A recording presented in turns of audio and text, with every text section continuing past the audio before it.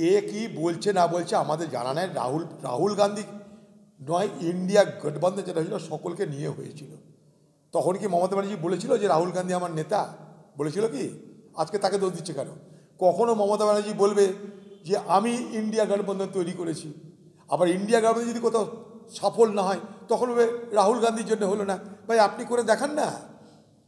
এই গত নির্বাচনে আপনি কোথাও না ঝাড়খণ্ড, না মহারাষ্ট্র, না জম্মু কাশ্মীর, না হরিয়ানা, কোথাও মমতা ব্যানার্জির মুখ থেকে একটা ইন্ডিয়া গঠবন্ধনের পক্ষে ভোট দিন মানুষকে বলতে শুনেছেন?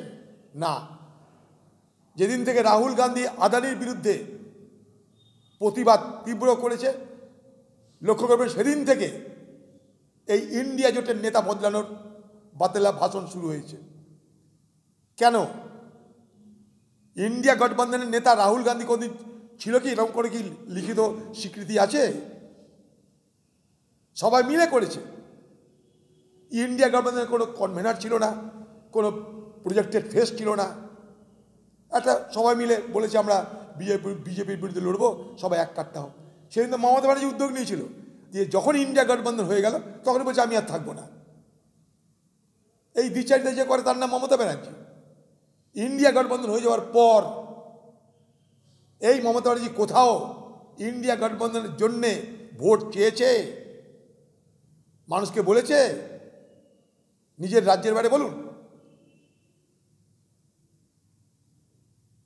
আজকে ইন্ডিয়া গঠবন্ধন কমজোর হওয়া মানে সব থেকে খুশি হবে কে? BJP party. আর কে খুশি হবে? আদানি গোষ্ঠী। তাই এরা কি করতে চাইছে মানুষ দেখবে আগামী দিনে। খামোকা রাহুল গান্ধীকে সব ব্যাপারে টেনে নিয়ে আসার মধ্য দিয়ে নিজেদের অক্ষমতা, নিজেদের অপদার্থতা তারা এবং কাউরির স্বার্থ সিদ্ধি করার প্রচেষ্টা করছে। নিজেদের অপদার্থতা ঢাকার এবং কাউরের স্বার্থ সিদ্ধি করার। মহারাষ্ট্রে সবাই লড়েছিল, শরদ পাওয়ার লড়েছিল, উদ্ধব ঠাকরে লড়েছিল। তারা নিজেরা কি কি করেছে? জোট হয়েছিল ওখানটায়।